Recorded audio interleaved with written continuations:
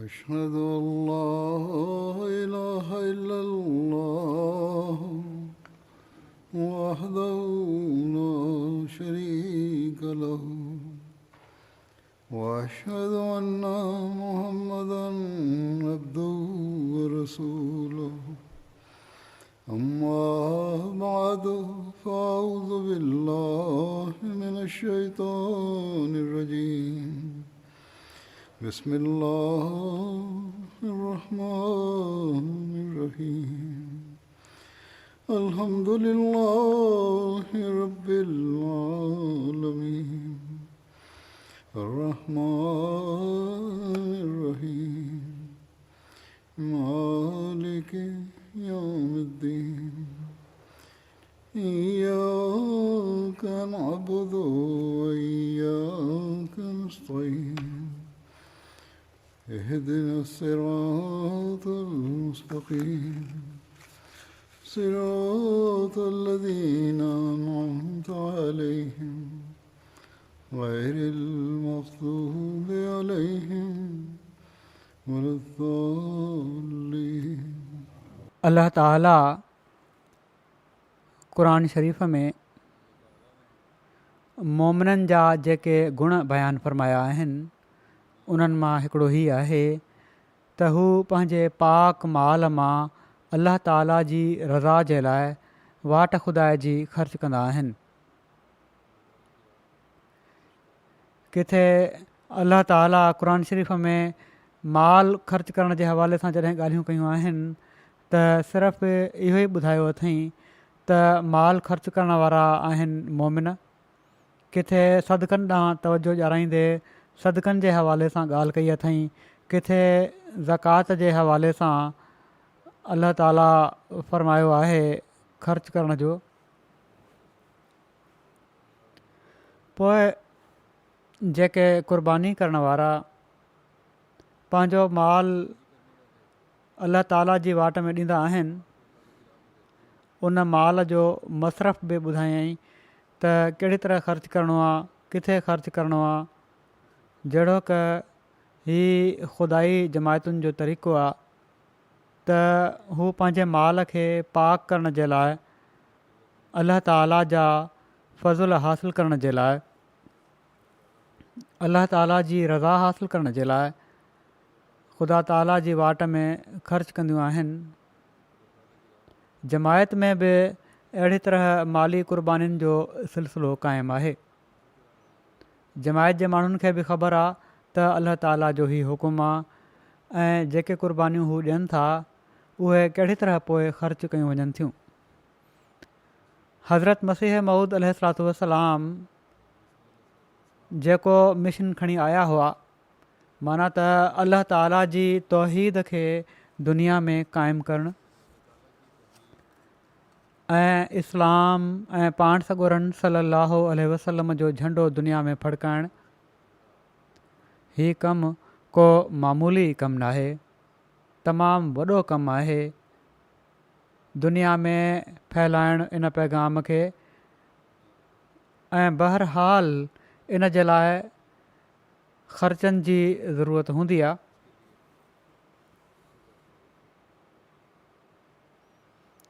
ऐं अल्लाह ताला जे फज़ुल सां जमायत जा माण्हू अल्लाह ताला जे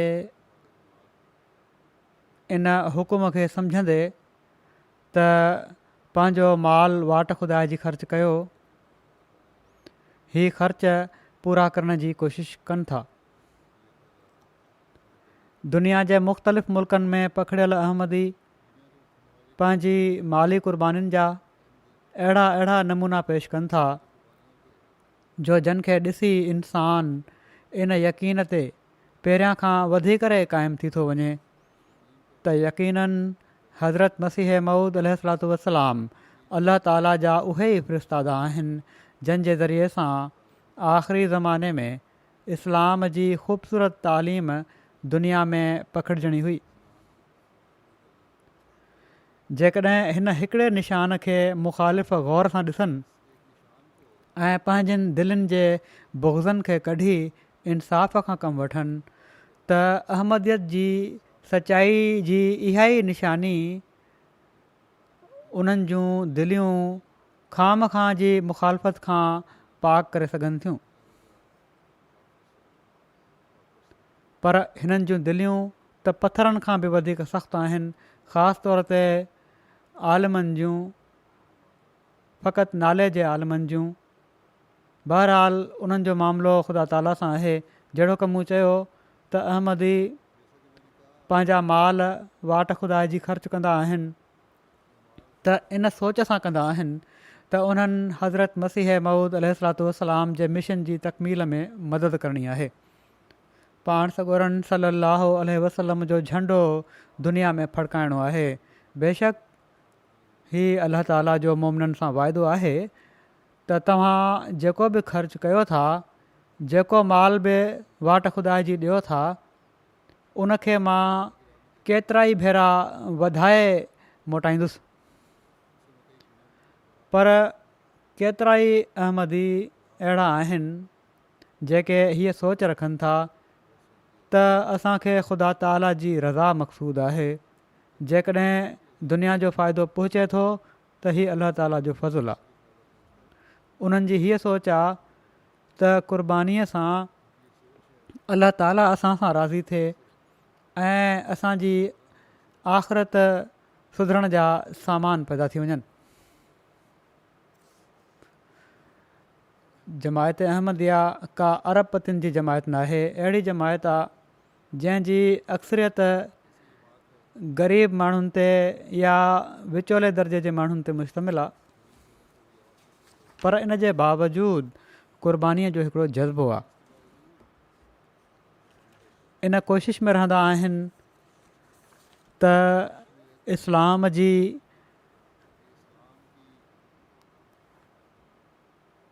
नशत सानिया में असांजो बि हिसो पइजी वञे ऐं पोइ हिननि जूं मामूली क़ुर्बानियूं बि अल्लाह ताला वटि मक़बूल थी लखें करोड़ें पाउंडनि जे बराबरि मेवो आणनि थियूं। सो असुलु शइ अल्लाह ताला वटि मक़बूलियत आहे। अल्लाह ताला जे फज़ुल सां जमायत पंहिंजे महदूद वसीलनि सां बि जंहिं कम खे बि शुरू कंदी आहे, अल्लाह ताला उन में अहिड़ी बरकत विझंदो आहे जो ॾिसण वारा सम्झंदा आहिनि त शायदि ही केतिरा ई मिलियन पाउंड ख़र्चु कनि पिया था इन कम में। पर उन्हनि खे ख़बर कान्हे त ही ग़रीब माण्हुनि जा पैसा आहिनि जिन में अल्लाह ताला तरफ़ां बरकत पवंदी आहे ऐं इन जे नतीजे में असांजा नंढा कम बि वॾा थी करे नज़र ईंदा आहिनि। हिते हीअ बि ॿुधाए छॾियां त जॾहिं जमायत वधंदी आहे त मुख़्तलिफ़ क़िस्म जी सोच रखण वारा ऐं घटि तरबियत वारा या पुराणनि अहमदियुनि में बि तरबियत जी कमी जे करे अहिड़ी सोच रखण वारा नज़र अची वेंदा आहिनि। घरनि में बि ॻाल्हियूं कंदा आहिनि, ॿारनि जे साम्हूं बि ॻाल्हियूं कंदा आहिनि, ॿारनि जे ज़हननि में बि सुवाल उथणु शुरू थी वेंदा आहिनि जेके हीअ सुवाल कंदा आहिनि त असां छो ऐं छा लाइ चंदो ॾियूं।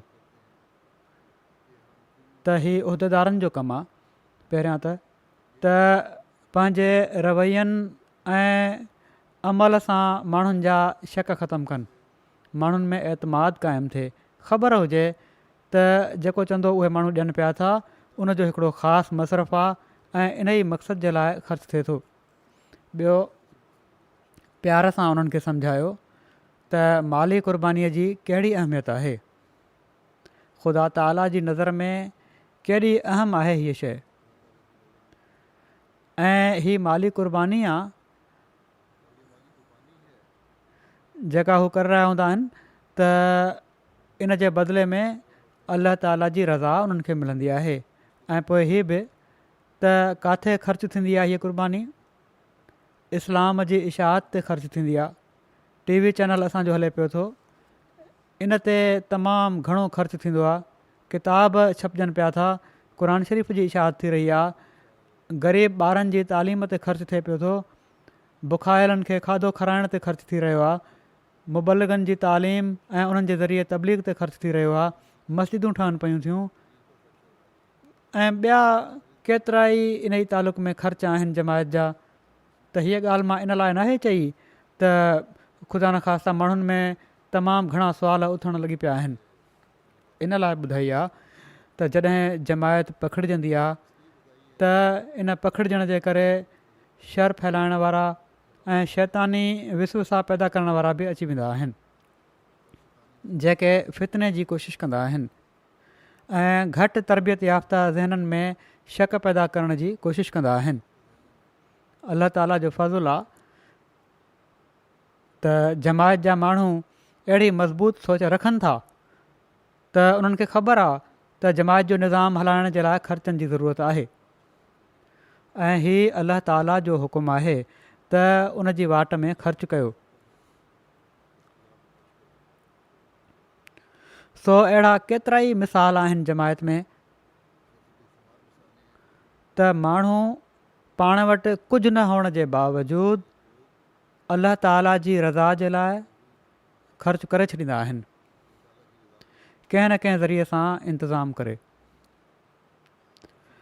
ऐं पोइ अल्लाह ताला बि अहिड़ियुनि क़ुर्बानीुनि खे ज़ाया नाहे कंदो। अल्लाह ताला उन्हनि खे पंहिंजे वाइदे जे मुताबिक़ त वयर्ज़ुक़ हो मिन हैसु ला यहतसिब ऐं उनखे उतां रिज़्क़ ॾींदो ऐं ॾींदो आहे जिथां रिज़्क़ अचण जो उन सोचियो बि न हूंदो। अल्लाह ताला बि अहिड़ी तरह पंहिंजो वाइदो पूरो कंदो आहे। ऐं अहमदी ही न त सिर्फ़ु पढ़नि था क़ुर शरीफ़ में ऐं पर अॼु बि इन खे पूरो थींदे ॾिसनि था, पंहिंजा तजुर्बा लिखनि था इन बारे में। मां इन जा मिसाल बि पेश कंदुसि। हीअ के पुराणियूं ॻाल्हियूं न आहिनि त पुराणनि माण्हुनि जूं कहाणियूं असां ॿुधूं पिया था ऐं पर अहिड़नि तजुर्बनि सां अल्लाह ताला अॼु बि मोमिननि जा ईमान मज़बूत करे थो ऐं न सिर्फ़ु जन ते अल्लाह ताला जा फज़ुल थियनि था, सवां सिधा जेके फज़ुल हासिलु कनि था उन्हनि खे फ़ाइदो थिए थो ऐं उन्हनि जो ईमान मज़बूत थिए थो ऐं पर जेके उन्हनि जे वेझो रहण वारा आहिनि उन्हनि जा बि ईमान मज़बूत थियनि था। उन्हनि खे बि इन माली क़ुर्बानीअ जो इन जे करे अहसासु थिए थो ऐं उहे बि पोइ पंहिंजी क़ुर्बानीुनि में वधण जी कोशिशि कनि था त जीअं अल्लाह ताला जी रज़ा हासिलु करण वारा बणिजनि। जहिड़ो की मूं चयो त मां मिसाल पेश कंदुसि त कुझु मिसाल पेश कयां थो कहिड़ी तरह अल्लाह ताला नवाज़े थो। जेके मूंखे माण्हू ख़त लिखनि था पंहिंजी क़ुर्बानीुनि जे बारे में, गिनी कुनाकुरी जो हिकिड़ो मिसाल आहे। मुबलिग इंचार्ज लिखियो त जॾहिं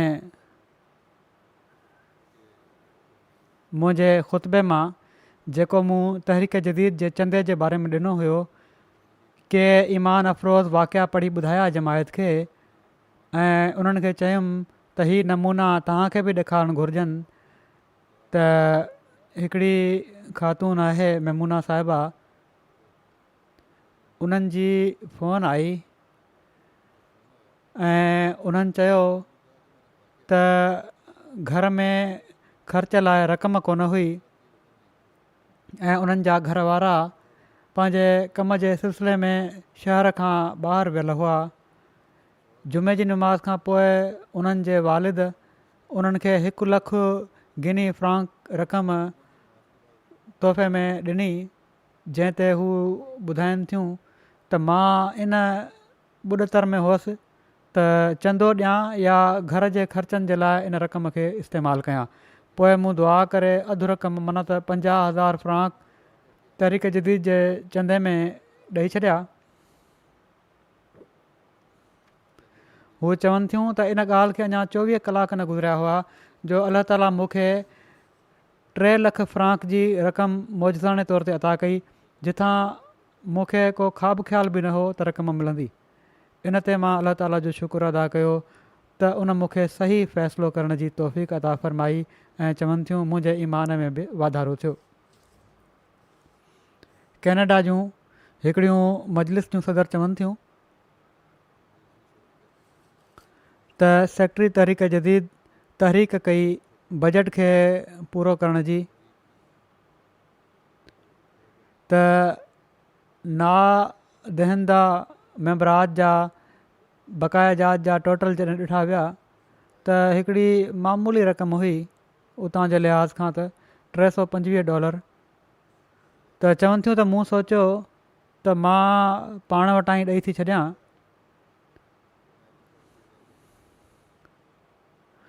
ऐं पर जॾहिं मां बैंक अकाउंट ॾिठो त उते त का रक़म कोन हुई ऐं पर माइनस में अकाउंट हुयो।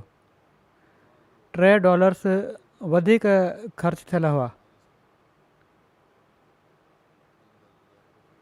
पर चवनि थियूं त ॿिए ॾींहुं जॾहिं मां अकाउंट चेक कयो त मां सफ़ा हैरान थी वियुसि त मुंहिंजे अकाउंट में $3000 खां बि कुझु वधीक रक़म हुई।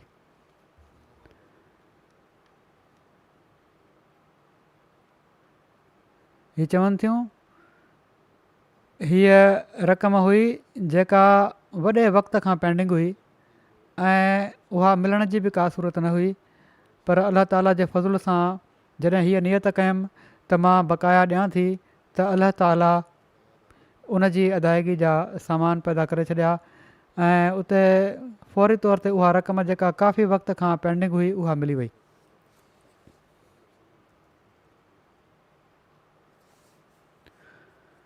पोइ साउथ अफ्रीका हिकिड़ा दोस्त आहिनि शाहीन साहब, चवनि था त मां तहरीक जदीद जे चंदनि जी अदायगी कई ऐं पंहिंजे बैंक अकाउंट में मौजूदु अधु रक़म इन मद में ॾेई छॾी। चवनि था हीअ का वॾी रक़म न हुई, पर हिननि खे ई मद्देनज़र हो त तहरीक जदीद जी अदायगी जो ई आख़िरी महीनो आहे, त जेकॾहिं हाणे चंदो न ॾिनुमि त पोइ मौक़ो मिले या न मिले। जीअं त चवनि था त मां हीअ अदायगी करे छॾी ऐं उन ई ॾींहुं उन्हनि जे वालिद जन उन्हनि सां मिलणु अचिणो हुयो,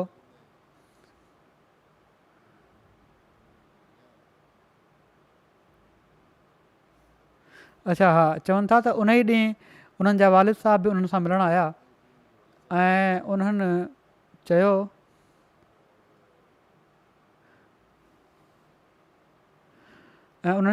त उन्हनि कुझु रक़म ट्रांसफ़र कई आहे जेका उन्हनि खे मिली वेंदी ऐं ज़रूरतूं पूरियूं थी वेंदियूं। चवनि था शाहीन साहब जेका रक़म उन्हनि जे वालिद साहब खां मिली उहा तहरीक जदीद जे चंदे में ॾिनल रक़म खां 20 भेरा वधीक हुई। जीअं त उन्हनि ही वालिद साहब खां मिलण वारी रक़म ते वरी चंदो ॾिनो ऐं पोइ चवनि था त जॾहिं मूं चयो त मुंहिंजी कमाई वधी वई ऐं मूंखे किथां रक़म अलाह ताला ॾेई छॾी जिथां मूंखे उमेदु न हुई, वरी जॾहिं चंदो ॾिनो त उन ई ॾींहुं शाम जो उन्हनि जे कम जी जॻह तां मालिकाणी जी फ़ोन आई त तूं जेकॾहिं ख़्वाहिश रखीं थो त असां तोखे हिकिड़ी नौकिरी ॾियणु चाहियूं था दुबई में। बहरहाल हिननि हा करे छॾी ऐं अहिड़ी तरह हिननि जो ॿाहिरि मुल्क में हिकिड़े तमामु भले रोज़गार जो बि बंदोबस्तु थी वियो। त हीअ चवनि था त हीअ 2 वाक़िया इतफ़ाक़ी न आहिनि ऐं पर मूंखे यकीन आहे त अलाह ताला जो ई फज़ुलु थियो आहे सिर्फ़ु चंदो ॾियण जे करे ऐं क़ुर्बानी करण जे करे। वरी ऑस्ट्रेलिया जा हिकिड़ा दोस्त लिखनि था, न मुरबी साहब लिखनि था त जमायत जा हिकिड़ा मेंबर ॿुधाइनि था त उन्हनि चंदो ॾियण जो वाइदो कयो, उन्हनि जा माली हालात ठीकु न हुआ, वाइदे जे मुताबिक़ जॾहिं चंदो ॾिनऊं त दिलि में यकीन हुयो त ख़ुदा ताला मूंखे 100 भेरा वधाए ॾींदो। अलाह ताला जो वाइदो आहे। अहिड़ी तरह बि सोच रखनि था की उन्हनि हिकिड़ो प्लाट ख़रीद कयो हुयो जो जंहिंजी वैल्यू वधण जी का ख़ासि उमेदु न हुई, पर चंदे जी अदायगी खां पोइ चवनि था त मौजज़ाने तौर ते इन प्लाट जो मुनाफ़ो 100 भेरा खां बि वधीक वधी वियो। हू चवनि था इन ॻाल्हि ते मुंहिंजो पको यकीन थी वियो त अलाह ताला हिन माली क़ुर्बानी खे क़बूलु कंदे ई फज़ुलु फ़रमायो आहे। वरी कज़ाकिस्तान जा मुबलिक लिखनि था, हिकिड़ा मुख़लिस अहमदी आहिनि उते लोकल अली बेग साहबु, उन्हनि 10,000 टेंगे जेका उन्हनि जी करंसी आहे तहरीक जदीद वग़ैरह में ॾिना ऐं चवनि था इन खां पोइ मां कम ते हलियो वियुसि। कुझु ॾींहंनि खां पोइ कंपनी जे आला ऑफिसर मूंखे घुरायो ऐं चयाईं त असांजी कंपनी खे हिन भेरे ॾाढो फ़ाइदो थियो आहे, इन लाइ असां फ़ैसिलो कयो आहे त सॼी कंपनी मां 3 माण्हुनि खे सुठो कमु करण ते 1 लख जो बोनस ॾींदासीं। ऐं चवनि था त अलाह ताला इन चंदे जे करे 10 भेरा वधाए मूंखे अता करे छॾियो ऐं इन जी मूंखे का उमेदु न हुई। वरी बर्मिंघम यूके मां बि हिकिड़ा साहब आहिनि, उहे चवनि था मां पंहिंजी फैमिली सां गॾु 2016 में बैत कई हुई ऐं बैत खां पहिरियां माली हालात काफ़ी ख़राबु हुआ ऐं कर्ज़ बि तमामु घणो चढ़ियलु हुयो। जॾहिं चंदनि जी अदायगी शुरू कई जमायत में अचे पंहिंजी हैसियत जे मुताबिक़ ऐं पर कॾहिं कॾहिं हैसियत खां वधी करे किन तहरीकुनि में हिसो वठणु शुरू कयो त चवनि था त शुरू ॾींहंनि जो वाक़ियो आहे बैत जे त मुंहिंजी घरवारी खे हिकिड़े स्कूल जे प्रोग्राम में तबलीगी स्टॉल लॻाइणो हुयो ऐं मां पंहिंजे कम तां मोकल वरिती त जीअं ॿारनि खे संभाले सघां। उन मोकल जे करे 100 पाउंड जो नुक़सानु थियणो हुयो जो उन वक़्त जा माली हालात बि भला न हुआ ऐं असांजे लाइ तमामु वॾी रक़म हुई। बहरहाल चवनि था त मां ही सोचे त अलाह ताला जे कम जे लाइ मोकल वठणी आहे, क़ुर्बानी ॾियणु घुरिजे, त मां मोकल वठी वरिती, पर अलाह ताला कुझु ॿियो सोचे रखियो हुयो। चवनि था जॾहिं मुंहिंजी घरवारी पंहिंजो कमु ख़तमु करे घर पहुती त मुंहिंजे बॉस जी फ़ोन आई त जेकॾहिं थी सघई त हिकिड़े कलाक में कम जी जॻह ते पहुची वञ छो त एमरजेंसी कमु अची वियो आहे। चवनि था मां फ़ौरन रवानगी कई। उन ॾींहुं सिर्फ़ु 1 कलाकु कमु कयुमि ऐं सॼे ॾींहं जा पैसा जेके हुआ 100 पाउंड उहे मिली विया। घर अची मां पंहिंजी घरवारी खे ॿुधायो। ॿई नवां आमद थिया हुआसीं ऐं केतिरनि ॾींहंनि ताईं असां अलाह ताला तरफ़ां इनाम हासिलु करे ख़ुशि थींदा रहियासीं ऐं अलाह ताला जो शुक्र अदा कंदा रहियासीं। वकीलुल माल तहरीक जदीद कादियान चवनि था जमायत अहमदिया केरलाई सूबे केरला इंडिया जा हिकिड़ा दोस्त आहिनि, वॾा सरहदी वारा आहिनि, सुठा कारोबारी आहिनि ऐं तहरीक जदीद जी अदायगी में ग़ैरमामूली जोश बि रखंदा आहिनि। हर साल तमामु वॾी रक़म पेश कंदा आहिनि। चवनि था हिन साल कोरोना जे हालात जे करे माली वसीला अहिड़ा न हुआ जो वॾी रक़म ॾेई सघनि। हिसे आमद वग़ैरह ॿियनि चंदनि जी अदायगी करे छॾियऊं, पर तहरीक जदीद जी अदायगी जे लाइ गुंजाइश न हुअनि। चवणु लॻा त हमेशह अलाह ताला चंदे जी अदायगी जी तौफ़ीक़ अता फ़रमाईंदो आहे। फ़िलहाल बज़ाहिर का सूरत नज़र नथी अचे, पर बहरहाल तवकुल हुयो त अलाह ताला ज़रूरु इंतज़ाम करे छॾींदो त मां ॾेई छॾींदुसि। चवनि था इख़्तिताम खां सिर्फ़ु 2 ॾींहं पहिरियां 10 लख रुपयनि जी वॾी रक़म उन्हनि तहरीक जदीद में पेश कई। चवनि था जुमे जे ॾींहुं मुरबी साहिबु ख़ुतबे दौरान तहरीक जदीद जे चंदे जी अदायगी ॾांहुं वरी तवजो ॾियाराई ऐं कुझु पुराणा वाक़िया मुंहिंजे ख़ुतबे मां पढ़ी ॿुधायूं उन्हनि माण्हुनि खे। ॾाढो मुतासिर थियो ऐं 10 लखनि जे बदिरां तक़रीबन 18 लख रुपयनि जो चंदो पेश कयईं।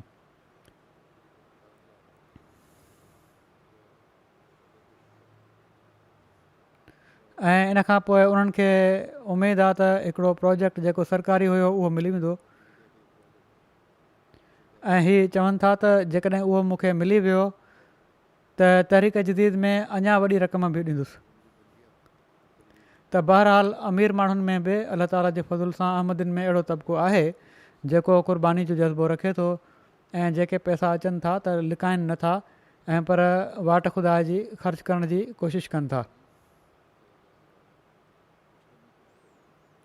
बुर्किना फासो जा मुबलिक लिखनि था हबीब साहब त हिकिड़ा मेंबर आहिनि असांजा सूर्य सईदू साहब 1700 फ्रांक सीफ़ा हिननि जो बक़ाया हुयो ऐं साल ख़तमु थियण में सिर्फ़ु हिकिड़ो हफ़्तो वञी बाक़ी बचियो हुयो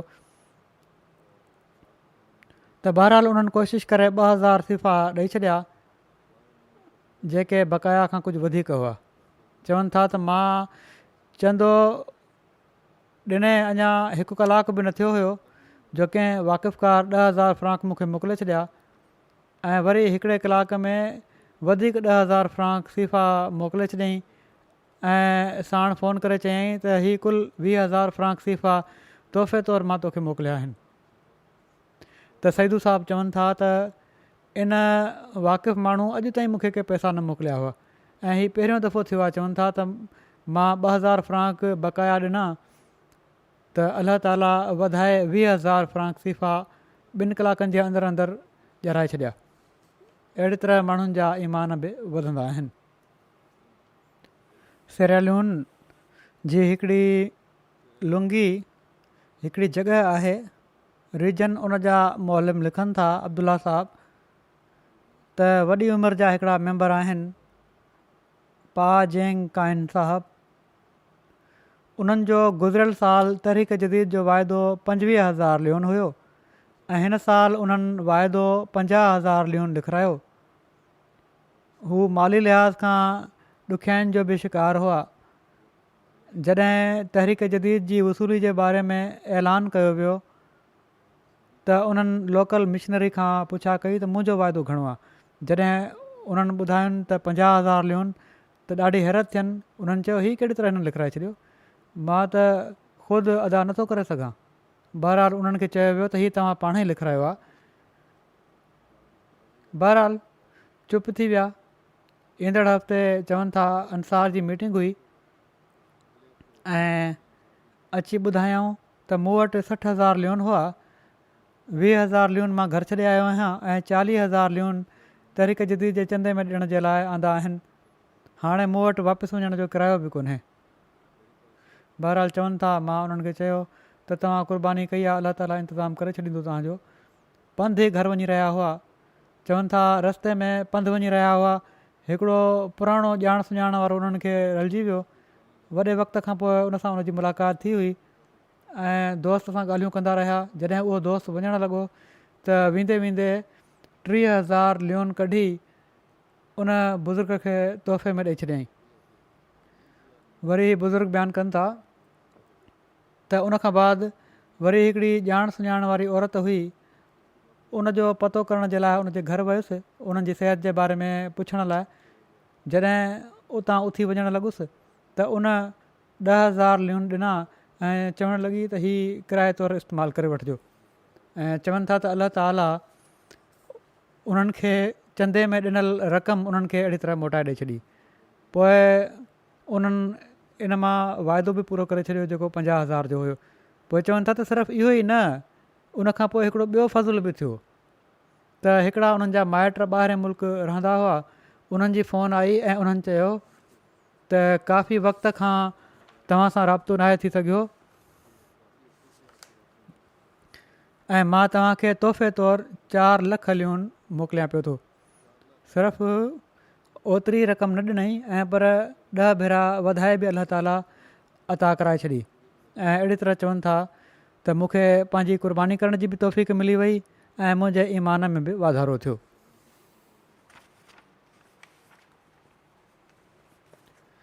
वरी गिने कुनागरी जो रीजन आहे बोके।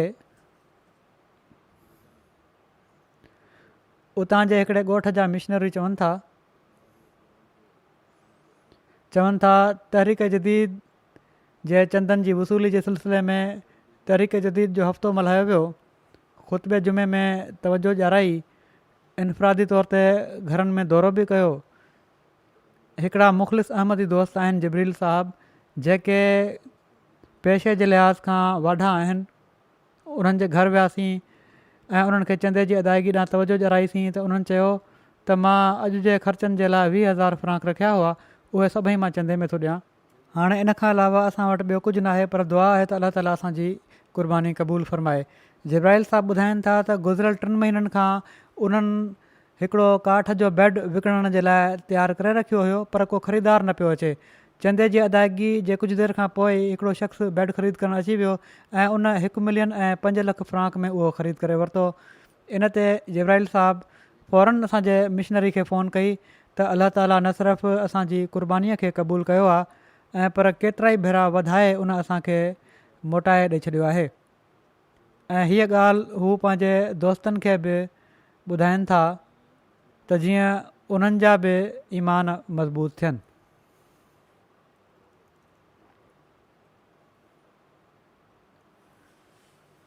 मुनीर हुसैन साहबु मुबलिग आहिनि फ्री टाउन सिरालून जा। चवनि था त ख़ादिम आहिनि सूफ़ी साहबु सूफ़ी सोंगो, पढ़नि पिया था, शागिर्द आहिनि ऐं मस्जिद में रहंदा आहिनि पढ़ाई जे सिलसिले में।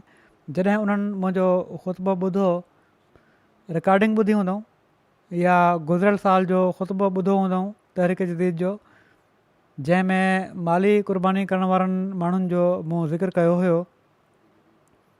चवनि था मां वॾे ध्यान सां सॼो ख़ुतबो ॿुधो ऐं मुंहिंजे अंदरि इन ॻाल्हि जो जोश ऐं जज़्बो पैदा थियो त काश मां बि माली क़ुर्बानी में हिसो वठी सघां हा। पर ॾुखियाई ही हुई जो मां शागिर्द आहियां ऐं को बि कमु न आहियां कंदो ऐं पढ़ाई जो ख़र्च बि ॾाढो ॾुखियो पूरो थींदो आहे। पर हिननि सभिनी ॾुखियाईनि जे बावजूदु मुंहिंजे अंदरि ॾाढी बेक़रारी पैदा थी। मां तहरीक जदीद जे सेक्रेटरी खे पंहिंजो 5 लख लियोन जो वाइदो लिखाए छॾियो, जेको मुंहिंजे लाइ हुयो तमामु ॾुखियो। उनखां पोइ मां उनजी अदायगी जे लाइ कुझु परेशान थियुसि ऐं ॾींहुं राति मां दुआऊं करणु शुरू कयूं, अलाह ताला को सामान पैदा फ़रमाए ऐं मां पंहिंजो वाइदो पूरो करे सघां। जीअं त कुझु ॾींहंनि खां पोइ मुंहिंजो हिकिड़ो माइट पंहिंजे पुट खे वठी आयो त हिन खे अहमदिया स्कूल में दाख़िलु कराइणो आहे। मां स्कूल जे प्रिंसिपल सां ॻाल्हि कई त उन ॿार खे दाख़िला ॾेई छॾी। ॿार जे वालिद मूंखे 1 लख लियोन ॾिना ऐं चयईं त तुंहिंजे खाइण वग़ैरह जे कमु ईंदा ई रख। उन ॾींहुं चवनि था त मूं वटि खाइण लाइ बि कुझु न हुयो, पर मां हीअ समूरी रक़म तहरीक जदीद जे चंदे में ॾेई छॾी त वाइदो जेको आहे उनजो कुझु हिसो पूरो थिए। कुझु ॾींहंनि खां पोइ चवनि था त हिकिड़े अणॼातल नंबर तां फ़ोन आई त हिकिड़ो कमु करिणो आहे ऐं उनजी सुठी उजरत बि ॾींदासीं, छा तूं तयारु आहीं? मां फ़ौरन हाओ कई ऐं अलाह ताला जे फज़ुल सां इन कम जे मुआवज़े तौरु मूंखे 1 मिलियन लियोन मिलिया, जंहिंमां मां पंहिंजो तहरीक जदीद जो वाइदो फ़ौरी तौर ते अदा करे छॾियो। गैबून जा मुबलिग इंचार्ज लिखनि था, हिकिड़ा नौमबाए आहिनि ईसा दिंदा साहबु। उन्हनि ॿुधायो त बैत ऐं बाक़ाइदगी सां चंदे जी अदायगी खां अॻु मुंहिंजी हीअ हालत हुई जो कॾहिं कॾहिं 2 हफ़्ता या 3 हफ़्ता गुज़री वेंदा हुआ पर कमु न मिलंदो हुयो। पर जॾहिं खां बाक़ाइदगी सां चंदो ॾियणु शुरू कयो आहे, हाणे तक़रीबन रोज़ानो ई कमु मिली थो वञे ऐं हीअ तमामु परे खां अची बाक़ाइदा चंदो ॾींदा आहिनि ऐं पर जेतिरो चंदो ॾींदा आहिनि ओतिरो ई टैक्सी जो किरायो बि ॾींदा आहिनि। हाणे उन्हनि जो इंतिज़ामु कयो वियो आहे त हू पंहिंजे घरां ई चंदो मोकिले छॾींदा कनि बजाए ॿीणो ख़र्चु करण जे। उर्दन मां हिकिड़ी ख़ातून आहे फजर साहिबा, चवनि थियूं मूंखे अहमदियत में दाख़िलु थिए 22 साल थी विया आहिनि। जॾहिं खां मां अहमदी थी आहियां मूं ॾिठो आहे त मां जॾहिं बि चंदो ॾियण जी नियत कंदी आहियां, अलाह ताला ग़ैब मां मदद फ़रमाए पैसनि जो इंतिज़ामु करे छॾींदो आहे। कॾहिं कॾहिं त बिल्कुलु ओतिरा ई पैसा अची वेंदा आहिनि जेतिरा चंदो ॾियण जी नियत हूंदी आहे। हीअ बरक़त आहे जमायत जी। चवनि थियूं मूंखे इंजीनियरिंग कयल आहे, घर ते ई कुझु कमु मिली वञे त करे वठंदी आहियां। मुंहिंजी आदत आहे त चंदनि जे लाइ पंहिंजे घर वारे खां पैसा न आहियां वठंदी, छो त अक्सर उन्हनि जो हथु तंग हूंदो आहे ऐं पर पंहिंजी ज़ाती कमाई मां चंदो ॾींदी आहियां। हिन साल मूं सम्झो त मां तहरीक जदीद जो चंदो ॾेई छॾियो आहे, पर दर हक़ीक़त मूंखां ॻाल्हि विसरी वई हुई। जॾहिं यादगिरी कराई वई त मूं वटि 1 दीनार बि कोन हो। मां इन ई फ़िक्र में हुअसि त चंदो कीअं ॾींदसि, पर हिकिड़ी शागिर्दियाणी मूं वटि आई त मूंखे ट्यूशन पढ़ाए छॾींदियूं कयो ऐं अलाह ताला जे फज़ुल सां ट्यूशन फ़ी मां चंदो बि पूरो थी वेंदो ऐं कुझु बची बि वेंदो। बुर्किना फासो जी बुकू बगाला हिकिड़ी जमायत आहे, उतां जा सदर जमायत बयानु कनि था त मूं वटि कुझु गैरस जमायत दोस्त आया ऐं चवणु लॻा त असां माण्हू तव्हां माण्हुनि जो फ़सुलु ॾिसी हैरान आहियूं, छो त असां ॾिठो आहे त तव्हां माण्हुनि जमायत जे तामीर थियण वारे स्कूल खे घणो टाइम ॾिनो आहे, जॾहिं त तव्हांजे फ़सुल जी सार संभाल लहण वारो पोइ हिते को कोन हुयो। पर इन जे बावजूदि तव्हांजा फ़सुल असांजी भेट में भला थिया आहिनि। इन जे उबतड़ असां माण्हुनि पंहिंजो घणो वक़्तु पंहिंजनि ज़मीनुनि खे ॾिनो आहे, पर पोइ बि असांजो फ़सुलु एॾो भलो न आहे थियो जेतिरो तव्हां माण्हुनि जो थियो आहे। इन ते सदर साहिबु उन्हनि खे ॿुधायो त असां सभिनी माण्हुनि हीअ वकार अमल अलाह ताला ऐं जमात जे लाइ कयो हुयो, ऐं जेतिरो वक़्तु असां स्कूल खे ॾियूं पिया असां हाणे हीअ बि दुआ पिया कयूं त अलाह ताला तूं ई असांजे फ़सुलनि जी हिफ़ाज़त कजांइ, छो त असां तो ते ई तवकुलु कयो आहे। इन लाइ अलाह ताला असांजी दुआउनि खे ॿुधी वरितो ऐं असांजो फ़सुलु बि भलो थी वियो ऐं हाणे असां चंदो बि इन जे मुताबिक़ ॾेई छॾियो आहे। ॿार बि कहिड़ी तरह क़ुर्बानी जो शऊर रखनि था।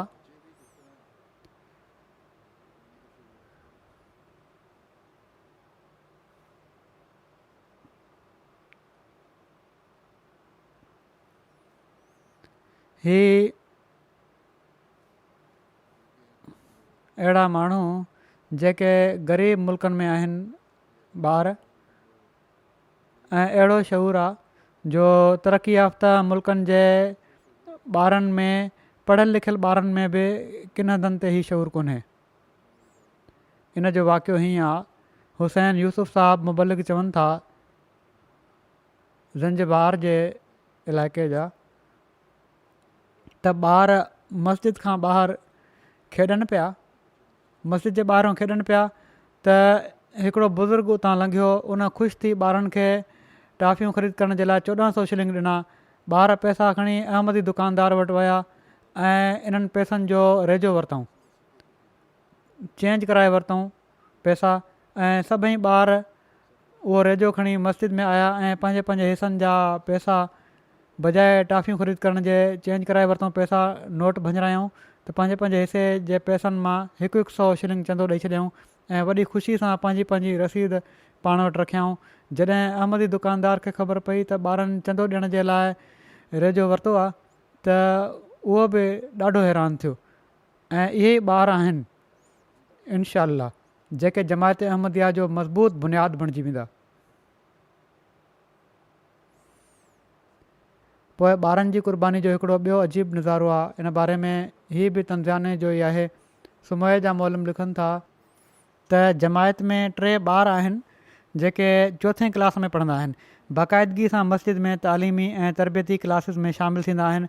3 ॿारनि जा घर माली लिहाज़ खां ग़रीब आहिनि, को मुस्तक़िल कमाई जो ज़रियो नाहे। गुज़िरियल महीने खां ही पाण में मुक़ाबिलो कंदा हुआ ऐं मुक़ाबले में तहरीक जदीद जो चंदो ॾियण ॾांहुं हिननि जी डोड़ लॻल हुई। हर हिकु अलॻि पंहिंजो चंदो आणींदो हुयो ऐं कोशिशि कंदो हुयो त जेतिरी बि रक़म उन वटि मौजूदु आहे हू ॾेई छॾे, ऐं अहिड़ी तरह उन्हनि कंहिं 500 कंहिं 400 कंहिं 700 शिलिंग जेको बि उन्हनि वटि हुयो ॾिनो। ऐं जॾहिं चवनि था त हिकु दफ़ो मां उन्हनि खां पुछा कई त तव्हां हीउ चंदो आणियो था तहरीक जदीद, हीउ किथां पैसा किथां आणियो था? हिकिड़े ॿुधायो त मां पंहिंजी वालदा सां गॾु झंग में काठियूं करण में मदद कराईंदो आहियां, त ख़र्ची तौरु जेके पैसा मिलंदा आहिनि उन मां तहरीक जदीद जे चंदे जे लाइ रखे छॾींदो आहियां। ऐं जॾहिं खां चवनि था मां चंदो ॾियणु शुरू कयो आहे, हमेशह काठियुनि जा ग्राहक मिली वेंदा आहिनि तुर्त ऐं कॾहिं बि नुक़सानु नाहे थियो। ॿिए ॿार ॿुधायो त हू बि पंहिंजी ख़र्ची मां चंदे जे लाइ अलॻि रक़म रखंदो आहे। 3 ॿार ॿुधायो त उनजे घर जे भरिसां वणनि ते मेवो वग़ैरह लॻंदो आहे ऐं कॾहिं कॾहिं हू पंहिंजे खाइण जे लाइ मेवनि मां वाधारनि खे विकिणे छॾींदो आहे, जंहिं मां हासिलु थियण वारी रक़म चंदे में ॾेई छॾींदो आहे। हिननि 3 ॿारनि चंदे जी बरक़तुनि जो बि बयानु कयो, कहिड़ी तरह चंदे जी अदायगी सां हिननि जी ज़िंदगी में सुकून महसूसु थिए थो। अलाह ताला हिननि ॿारनि खे ईमान ऐं इख़लास में वधाईंदो हले। हीअ आहे ईमान जंहिं मां असांजा ॿार बि मज़ो वठनि था। मुबलिग इंचार्ज बेलीज़ लिखनि था हिकिड़ो ॿियो मिसाल ॿार जो, हिकिड़ो बिल्कुलु ॿी दुनिया जी ॿी कुंड मां हिकिड़ी कुंड हिकिड़ी ॿी कुंड, पर सोच कीअं आहे हिकु जहिड़ी। बेलीज़ में हिकिड़े 14 साल जे ॿार मस्जिद जी तामीर दौरान पंहिंजी समूरी गॾु कयल रक़म मस्जिद जे लाइ पेश करे छॾी।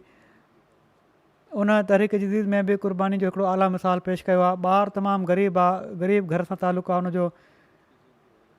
मस उन जा वालिद घर जूं ज़रूरतूं पूरियूं कनि था। चवनि था मुरबी साहब तहरीक जदीद जी अहमियत जे बारे में ॿुधायो त उन ॿार $1 पेश कयो ऐं चयईं त हीअ मुंहिंजे घर वारनि तरफ़ां आहे। मुरबी साहब ॾाढो ख़ुशि थिया, छो त उन्हनि जी माली लिहाज़ खां एतिरी क़ुर्बानी करणु बि तमामु वॾी ॻाल्हि हुई। पर दानियाल चयो उन ॿार त मुंहिंजो नालो हिन में न लिखिजो, हीअ मां पंहिंजे घर वारनि तरफ़ां ॾिनो आहे ऐं मां पंहिंजो हिसो बाद में ॾींदुसि। जीअं त ॿिए ॾींहुं उन ॿार मज़ीद $10 पेश कया ऐं चयईं मूंखे यकीन आहे त असांजे घर वारनि ते ज़रूरु फज़ुलु कंदो अलाह, ऐं पंहिंजे तरफ़ां बि साणी पेश करे छॾियईं। कहिड़ी तरह अलाह ताला नवनि शामिलु थियण वारनि जी दिलि में क़ुर्बानी जो जोश पैदा फ़रमाए थो ऐं कहिड़ी तरह उन्हनि खे नवाज़े थो, इन बारे में मराकश जा हिकिड़ा साहब आहिनि, नूरुद्दीन साहब चवनि था 2017 में बैत खां पोइ माली क़ुर्बानी में हिसो वठणु शुरू कयो। उन वक़्तु मुंहिंजी कमाई बिल्कुलु मामूली हुई। हिकिड़े ॾींहुं जमायत जी वेबसाइट ते मां मुंहिंजो ख़ुतबो ॿुधो। उन्हनि चवनि था जिथे हज़रत मसीह मऊद अलैहिस्सलाम जे असहाबनि ऐं ॿियनि अहमदनि जी माली क़ुर्बानीुनि जो मां ॿुधायां पियो त चवनि था कुझु ॾींहंनि खां पोइ चवनि था इन सां मुंहिंजी दिलि में हिकिड़ो जोश पैदा थियो ऐं कुझु ॾींहंनि खां पोइ सदर जमायत मराकश खे मूं चयो त मां निज़ाम वसीयत में शामिलु थियणु चाहियां थो। उन्हनि कुझु शर्त ऐं फ़र्ज़ ॿुधाया जंहिंसां मुंहिंजो जोश अञा वधियो ऐं वसीयत करे वरितमि। पोइ कुझु महीननि खां पोइ मुंहिंजा हालात बहितर थी विया ऐं मूंखे हिकिड़ी कंपनी में सुठी पघार वारी जॉब मिली वई। मां हाणे इन कंपनी में हिकिड़े ॿिए शहर में मैनेजर तौरु कमु कयां पियो थो। मुंहिंजी पघार सिर्फ़ु 3 सालनि में 3 ते थी चुकी आहे। कंपनी जो एतमाद मूं ते इन हद ताईं वधियो जो जॾहिं मां मराकश जे गादी जे हंधि मां ॿिए शहर वञणु लॻुसि त मूंखे मैनेजर चयो त जेकॾहिं तो वांगुरु कमु करण वारो को अहमदी हुजे ऐं उनखे जॉब घुरिजे त ॿुधाए। चवनि था हीअ ॿुधी मां ॾाढो जज़्बाती थियुसि, अखियुनि में ॻोढ़ा अची विया। मां पंहिंजे शहर जे हिकिड़े अहमदी दोस्त सां ॻाल्हि कई ऐं उनखे हीअ जॉब मिली वई। उनखे बि हाणे मैनेजर बणायो वियो आहे। त चवनि था त चंदो ॾियण जे करे मुंहिंजी फैमिली जो मूं ते प्रेशर आहे ऐं किन मिटनि माइटनि तरफ़ां बि चित्रुनि खे मुंहुं ॾियणो पए थो। पर अलाह ताला जो शुक्र आहे त मूंखे चंदे जी अदायगी जे करे कॾहिं बि माली ॾुखियाईनि खे मुंहुं नाहे ॾियणो पियो। ऑस्ट्रेलिया जा मुरबी साहब लिखनि था त पर्थ मां हिकिड़ो ख़ादिम आहे जंहिं अञा हिन साल तहरीक जदीद जो चंदो न ॾिनो हुयो। चंदो ॾियण ॾांहुं उनखे तवजो ॼाराई वई त उन ॿुधायो त कोविड जे करे कमु नाहे मिलियो, माली ॾुखियायूं आहिनि। पर कुझु ॾींहंनि खां पोइ ॿीहर मिलियो त उन ॿुधायो त मां पंहिंजो चंदो पूरो करण जे लाइ कुझु सामान हुयो घर जो उहो विकिणियो आहे त जीअं चंदो ॾेई सघां। ऐं चवनि था जीअं ई मां ईअं कयो अञा कुझु ईअं ई गुज़रिया हुआ जो मूंखे कम जे एतबार खां 4 नवां कॉन्ट्रैक्ट मिली विया ऐं साण ई हिकिड़ी नई जॉब बि मिली वई जेके समूरा एक्सपेंसिस पेड जॉब हुई ऐं उनजी इनकम बि पहिरियां खां घणो वधी करे हुई। ऐं पोइ मूं ॾिठो त हीउ अलाह ताला जो फज़ुलु आहे जेको पंहिंजे घर जो सामान विकिणी मूं चंदो ॾिनो हुयो त अलाह ताला फ़ौरन मोटाए बि ॾिनो। पोइ साउथ ऑस्ट्रेलिया जा हिकिड़े ॿिए शहर जा सेक्रेटरी तहरीक जदीद चवनि था हिकिड़े मुख़लिस दोस्त जो तहरीक जदीद जो चंदो बक़ाया हुयो। जॾहिं उन्हनि खे तवजो ॼाराई वई त उन्हनि चयो त मां पंहिंजो घरु विकिणण जे लाइ लॻाए छॾियो आहे, जीअं ई घरु विकामजंदो मां ॾेई छॾींदुसि। 2 ॾींहंनि खां पोइ फ़ोन आई उन्हनि जी ऐं उन्हनि चयो त अलाह ताला जे फज़ुल सां मुंहिंजो घरु ग़ैर मुतवक़े तौर ते मुनाफ़े में विकामजो आहे। ऐं उन्हनि खे यकीन हुयो त चंदे जी अदायगी जे वाइदे जे करे ईअं थियो आहे। जीअं त पंहिंजे वाइदे खां छहूण ते तहरीक जदीद में चंदे जी उन्हनि अदायगी करे छॾी। अलाह ताला दुनिया जे मुनाफ़नि सां बि जॾहिं नवाज़ींदो आहे इन मां बि इन तरफ़ तवजो थींदी आहे हिकिड़े अहमदी जी त मुंहिंजे कंहिं कमाल जे करे ईअं नाहे थियो ऐं पर क़ुर्बानी जो नतीजो आहे। हीअ हिकिड़े अहमदी जी सोच आहे, कंहिं ॿिए जी हीअ सोच नथी थी सघे। अर्जेंटाइन जा मुबलिक लिखनि था चवनि था मां माली क़ुर्बानी ॾांहुं तवजो ॾियाराइण जे लाइ हिकिड़ो मज़मून लिखियो ऐं उन में मुंहिंजे ख़ुतबे जा लफ़्ज़ ही लिखियईं त नौमुबाइन खे ॿुधायो वञे त माली क़ुर्बानी ॾियणु ज़रूरी आहे। उन्हनि खे ॿुधायो त तव्हां वटि जेको अहमद जो पैगाम पहुतो आहे हीअ तहरीक जदीद में माली क़ुर्बानी करण वारनि जे करे पहुतो आहे। तंहिं करे इन में शामिलु थियो त जीअं तव्हां पंहिंजी ज़िंदगीनि खे बि सुधारण वारा बणिजो ऐं इन पैगाम खे अॻिते पहुचाइण वारा बि बणिजो। हीअ इक़्तिबास उन्हनि मुंहिंजे ख़ुतबे मां वरितो ऐं शाया कयो। चवनि था जॾहिं हीअ मज़मून जमायत जे माण्हुनि खे मोकिलियो वियो, हिकिड़ा ख़ादिम अनस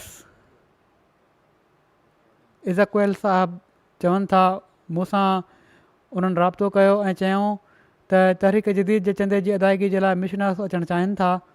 वॾी गर्मी जे बावजूदु स्कूल जी मोकल जे फ़ौरन बाद पब्लिक बस ते 1 कलाक खां वधीक सफ़र करे मिशन हाउस पहुता ऐं 1000 अर्जेंटीन पेसो तहरीक जदीद में पेश कयऊं। चवनि था मूंखे ॾाढी हैरत थी त हिननि जा मुआशी हालात अहिड़ा न हुआ ऐं अञा पाण शागिर्द आहिनि स्कूल जा। हिननि जो ख़ासि कमाई जो ज़रियो बि न हुयो, फैमिली जा हालात बि एतिरा भला न हुआ। उन ॾींहुं चवनि था पैसनि जी थोराई जे करे मौसूफ़ ख़ुदि मंझंदि जी मानी बि न खाधी हुई। पुछण ते उन्हनि ॿुधायो त उन्हनि जी दिलि ते ख़लीफ़े वक़्त जे हिन इक़्तिबास ख़ासि असरु पैदा कयो आहे त नौमुबाइन खे बि तहरीक जदीद में इन लाइ शामिलु थियणु घुरिजे छो त उन्हनि ताईं अहमद जो पैगाम तहरीक जदीद जे तवसुत सां पहुतो आहे। चवणु लॻा हिकु पासे मां हीअ लफ़्ज़ पढ़िया ऐं ॿिए पासे उन ॾींहुं क़ुर जी आयत जो मुतालियो कयो जंहिंमें अलाह ताला फ़रमाए थो त शहीदनि ऐं उन्हनि जी क़ुर्बानीुनि खे फ़ौजशुदा न सम्झो ऐं पर हू हमेशह जे लाइ ज़िंदा आहिनि। चवणु लॻा त मुंहिंजी दिलि में हीअ ख़्वाहिश पैदा थी त मां बि अहिड़ी क़ुर्बानी कयां जंहिंजा फ़ाइदा ऐं नतीजा मुंहिंजे फ़ौत थी वञण खां बाद बि ज़िंदा रहनि।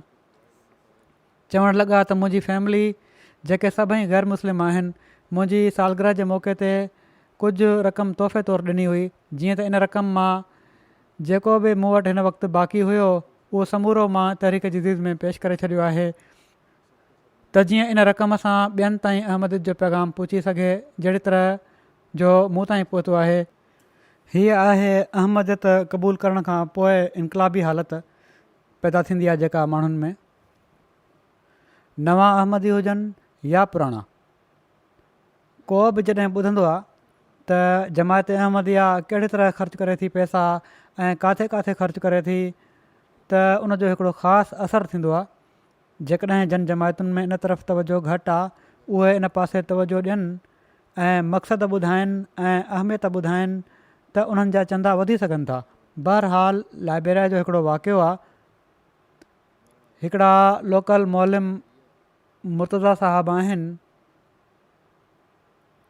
ऐं हिकिड़ी जमायत में आहिनि जिथे वधीक नौमुबाइन आहिनि उन जमायत में ऐं ईसाईयत मां इस्लाम में दाख़िल थिया आहिनि। उहे ॿुधाइनि था त तहरीक जदीद जे सिलसिले में पंहिंजी हिकिड़ी जमायत जे दौरे ते विया। जेॾीमहिल हू ॻोठु पहुता त मंझंदि जो टाइम हुयो। घणा माण्हू ॿाहिरि पंहिंजी ॿनियुनि में कमु करण जे लाइ वियल हुआ। उन्हनि उते मौजूदु माण्हुनि खे ॿुधायो त अॼु राति मां हिते ई तरसंदुसि ऐं उन वक़्त ताईं वापसि न वेंदुसि जेसि ताईं 100 सैकड़ो माण्हू हिन बाबरकत तहरीक में शामिलु न थी वञनि। राति जो जॾहिं सभई माण्हू ॻोठु वापसि आया त उन्हनि सॼी जमायत जे साम्हूं तहरीक जदीद जी अज़ीम तहरीक जो बैकग्राउंड ऐं अहमियत बयानु कई ऐं सभिनी खे शामिलु थियण जी तहरीक कई। अलाह जे फज़ल सां सभिनी माण्हुनि ऐं औरतुनि वधी सदी उन में हिसो वरितो। ॿी सुबुह जॾहिं वापसि वञणु लॻा त कंहिं चयो त हिकिड़ा दोस्त अल्फांसो साहबु आहिनि, 2 महीननि खां ॿाहिरि पंहिंजी ॿनियुनि में रहनि पिया था ऐं हू तहरीक जदीद में शामिलु न आहिनि थिया, पर तव्हां उन्हनि वटि नथा पहुची सघो छो त हिकु त उन्हनि जी ज़मीन तमामु परे आहे, ॿियो मींहुं अॻी जे करे रस्तो बि बंदि आहे। मौलम साहिबु चयो त मां उन्हनि वटि पहुचंदुसि। तव्हांजी जमायत जा 100 सैकड़ो माण्हू हिन बाबरकत तहरीक में शामिलु थियनि। जमायत जे माण्हुनि रोकण जी कोशिशि कई पर उन्हनि इसरार कयो। कुझु दोस्त बहरहाल उन्हनि सां गॾु हली पिया। 2.5 कलाकनि जे पंधु सफ़र खां पोइ जॾहिं माण्हू अल्फांसो साहिबु वटि पहुता त उन्हनि खे बि हैरत थी ऐं ख़ुशी बि थी। फौरी तौर ते उन्हनि तहरीक जदीद जो चंदो ॾिनो। उन्हनि जी अल्फांसो साहिब जी घरवारी ऐं ॿार बि उन्हनि सां गॾु ई रहनि पिया। घरवारी अञा अहमदी न थी हुई। हीउ सॼो मंज़रु ॾिसी उनजी घरवारी चयो त मां अहमदनि जे दीन जी ख़िदमत जे जज़्बे मां मुतासिर थी आहियां। जीअं त अॼु खां मां बि हिन जमायत में दाख़िल थी थियां ऐं मुंहिंजा ॿार बि हिन जमायत जो हिसो हूंदा। अहिड़ी तरह इन जी बरकत सां हिकिड़े ख़ानदान खे अहमदियत में शामिलु थियण जी बि तौफ़ीक़ मिली वई।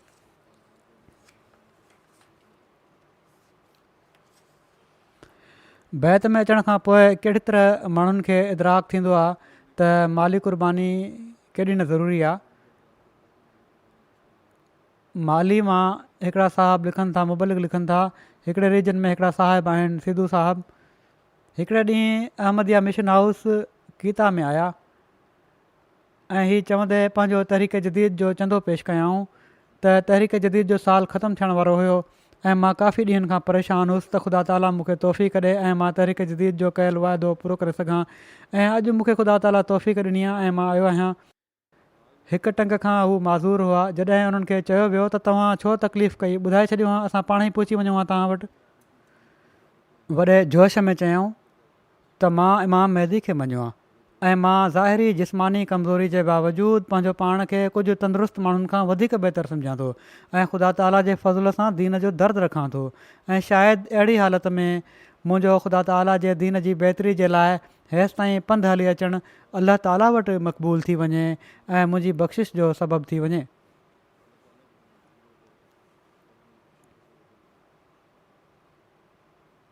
बैनिन जा मुबालिक लिखनि था त हिकिड़ा लोकल मोलम आहिनि मोतो वामा, उन्हनि ॿुधायो त पंहिंजे ज़ोन जी हिकिड़ी नोमबाए जमायत में दौरे ते वियासीं। उतां जे सदर जमायत इस्माइल साहब चयो त असां शुरू खां मुस्लमान आहियूं ऐं हमेशह हर साल कुझु न कुझु माली क़ुर्बानी या फ़ी सबीलिल्लाह तौरु वाट खुदा जी पंहिंजे इमाम खे ॾींदा आया आहियूं। हीउ पहिरियों साल हुयो जो असां अहमदी थिया आहियूं ऐं पहिरियों भेरो असां जमायत अहमदिया में माली क़ुर्बानी कई आहे।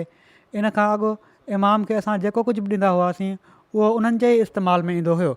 पर जॾहिं असां जमायत अहमदिया जे मुबलिक सिलसिला खां माली क़ुर्बानी में ॾिनी वञण वारी रक़म जे मसरफ़नि जे बारे में सुवाल कयो ऐं जवाब में जेके अज़ीमुशान मसरफ़ उन्हनि असांखे माली क़ुर्बानी जा ॿुधाया, इन खां असां नाआशना हुआसीं।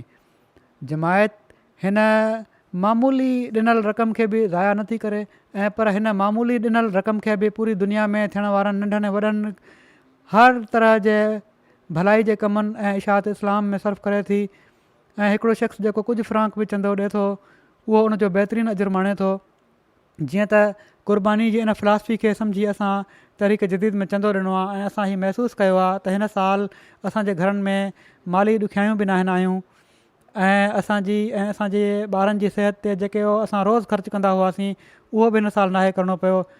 असांजी नमाज़ुनि जी हाज़िरी पहिरियां खां बहितर थी वई आहे ऐं अलाह ताला असांजी हिफ़ाज़त फ़रमाई आहे ऐं अलाह ताला जे फज़ुल सां हिन भेरे माली क़ुर्बानी खां पोइ असांखे दिली सुकून ऐं इत्मिनान बि हुयो त असांजी क़ुर्बानी ज़ाया नाहे वई। हाणे माण्हू चवनि था त साईं अफ्रीका में रहण वारा ऐं परे परे जा माण्हू अणपढ़ियल माण्हू सोच ई नथा रखनि। हीअ अहिड़ी पकी सोच, पुख़्ती सोच ऐं अहिड़ा आला ख़्याल आहिनि जो वॾनि पढ़ियल लिखियल माण्हुनि जे बि ज़हननि में न आहिनि ईंदा।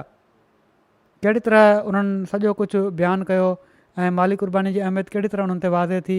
हीअ आहे इनकलाब जेको बैत खां पोइ माण्हुनि में पैदा थी रहियो आहे। अलाह ताला सां मां हर हिकु खे इस्लाम जी इशाअत जे लाइ क़ुर्बानी जी तौफ़ीक़ अता फ़रमाए ऐं पंहिंजी पाक कमाई मां क़ुर्बानी करण वारा थियनि। अलाह ताला वटि हीअ क़ुर्बानी मक़बूल बि थिए ऐं अलाह ताला असां सां राज़ी थिए।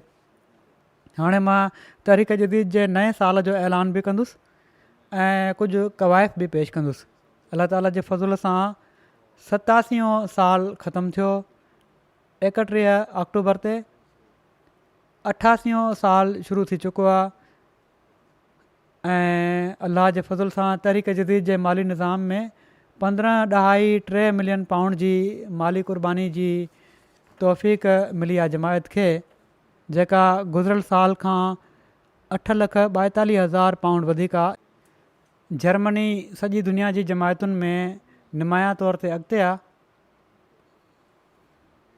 पाकिस्तान जा इक़्तिसादी हालात बि ख़राबु आहिनि, क़ुर्बानीुनि में त वधनि था हू, उन्हनि जे लाइ बि दुआ कयो। अलावा इन जे हूअं बि ॾुखियाईनि में गिरफ़्तार आहिनि अॼुकल्ह।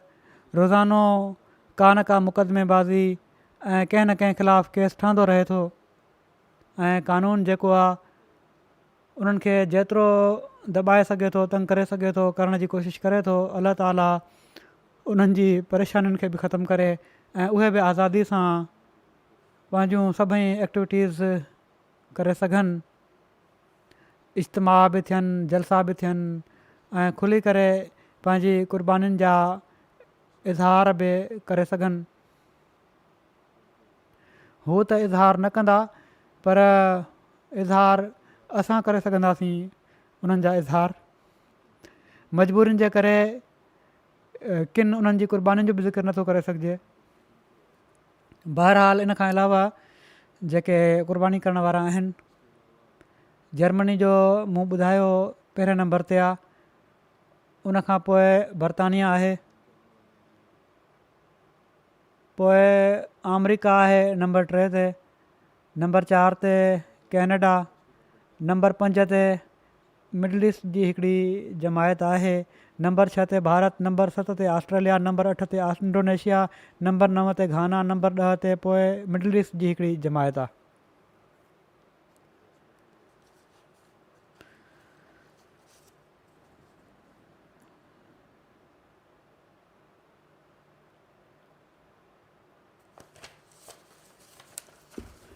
अफ्रीकन मुल्कनि में गॾियल वसूली जे लिहाज़ खां नुमाया पोज़ीशन जेका आहे उहा घाना जी आहे, पोइ नाइजेरिया जी, पोइ बुर्किना फासो जी, पोइ तंज़ानिया जी, पोइ सेरालून जी। सेरालून में पहिरियां बि मूं चयो हुयो त बहितरी थी सघे थी ऐं ॾाढी बहितरी जी गुंजाइश आहे, पर जेका तवजो ॾियणु घुरिजे उहा नथा पिया ॾियनि। जेकॾहिं सही तरह ॿुधायो वञे माण्हुनि खे त माण्हू क़ुर्बानी करण वारा आहिनि, जहिड़ो की मूं वाक़िया ॿुधाया आहिनि। पोइ गैम्बिया आहे, पोइ बेनिन, पोइ युगंडा, पोइ केनिया, पोइ लाइबेरिया।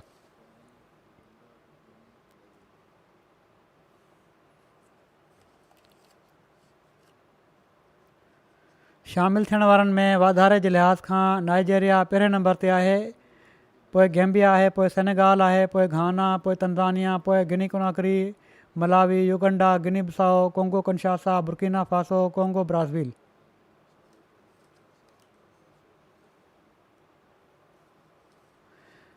ऐं शामिलीन में जेके ॿिया मुल्क आहिनि अफ्रीका खां अलावा, उन्हनि में जेको वाधारो थियो आहे वॾियुनि जमायतुनि में, उन में जर्मनी पहिरें नंबर ते आहे, पोइ बर्तानिया आहे, पोइ हॉलैंड आहे, पोइ बांग्लादेश आहे, पोइ मॉरिशस आहे।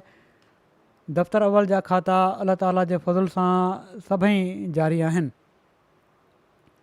जर्मनी जूं पहिरियों 10 जमायतूं जेके आहिनि उन्हनि में रोडरमार्क, नोइस, मेदियाबाद, कोलोन, रोडगो, नीडा, फ्लोरसाइम, गिनीबर्ग, फ्रैंकनथाल ऐं ओसमबर्ग। लोकल इमारतूं जेके पहिरियों 10 आहिनि हैम्बर्ग, फ्रैंकफर्ट, ग्रासग्राउ, डटसनबाग, विस्बादन, मोरफील्डन, एडस्ट्रिट, मनहाइम, डार्मस्टेड ऐं रिज़लशाइम। पाकिस्तान में तहरीक जदीद जी क़ुर्बानी में वसूली जे लिहाज़ खां पहिरियों लाहौर आहे, पोइ रबवा आहे, पोइ कराची आहे। इस्लामाबाद ज़िलनि में इस्लामाबाद जो ज़िलो आहे, पोइ गुजरांवाला जो, सियालकोट जो, पोइ उमरकोट आहे, पोइ मुल्तान आहे, टोबा टेक सिंह आहे, मीरपुर ख़ास आहे, अटक आहे, मीरपुर आज़ाद कश्मीर आहे ऐं डेरा गाज़ी खान आहे। ऐं वसूली जे लिहाज़ खां वधीक क़ुर्बानी करण वारी इमारत डिफेंस लाहौर आहे, इमारत गुलशनाबाद कराची आहे, इमारत अज़ीज़ाबाद कराची आहे, इमारत टाउनशिप लाहौर आहे, इमारत मॉडल टाउन लाहौर आहे, इमारत मुगलपुरा लाहौर आहे, इमारत दिल्ली गेट लाहौर आहे, इमारत क्लिफ्टन कराची आहे, बहावल नगर शहर आहे, हफ़्ज़ाबाद शहर आहे।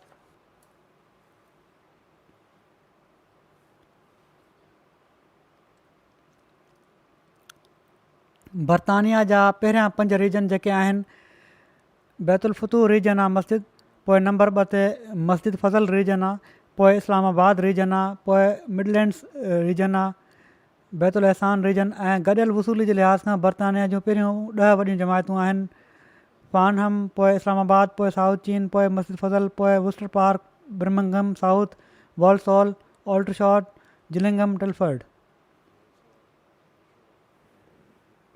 अमरीका जूं जेके जमायतूं आहिनि गॾियल वसूली जे लिहाज़ खां उहे आहिनि Maryland, Los Angeles, Detroit, silicon valley, Chicago, Seattle, central Virginia, Oshkosh, Atlanta, Georgia, पोइ साउथ वर्जीनिया, पोइ ह्यूस्टन, पोइ यॉर्क, पोइ बोस्टन। वसूली जे लिहाज़ खां कैनेडा जूं लोकल इमारात आहिनि वॉन, पोइ पीस विलेज ऐं कैलगरी ॿई बराबरि आहिनि, पोइ वैनकूवर, पोइ टोरंटो वेस्ट, पोइ टोरंटो। इंडिया जूं जेके पहिरियूं 10 जमायतूं आहिनि उन्हनि में कादियान नंबर 1 ते आहे, पोइ कोम्बटोर आहे, पोइ हैदराबाद आहे, पोइ केरोलाई आहे, पोइ परप्रेम, कलकत्ता, बेंगलोर, केरंग, कालीकट, मेला पालम। ऐं क़ुर्बानी जे लिहाज़ खां जेके सूबा आहिनि उन्हनि में केरला पहिरें नंबर ते आहे, पोइ तमिलनाडु, पोइ जम्मू कश्मीर, पोइ कर्नाटक, तेलंगाना, उड़ीसा, पंजाब, बंगाल, दिल्ली, लक्षद्वीप। ऑस्ट्रेलिया जूं पहिरियूं 10 जमायतूं Melbourne, Langwarrin, Castle Hill, Marsden Park, Melbourne Berwick, Adelaide South, Penrith, Perth, ACT Canberra, Parramatta, Adelaide West. ही आहिनि ऑस्ट्रेलिया जूं जमायतूं। अलाह ताला सभिनी क़ुर्बानी करण वारनि जे मालनि ऐं नफ़्सनि में बरकत अता फ़रमाए।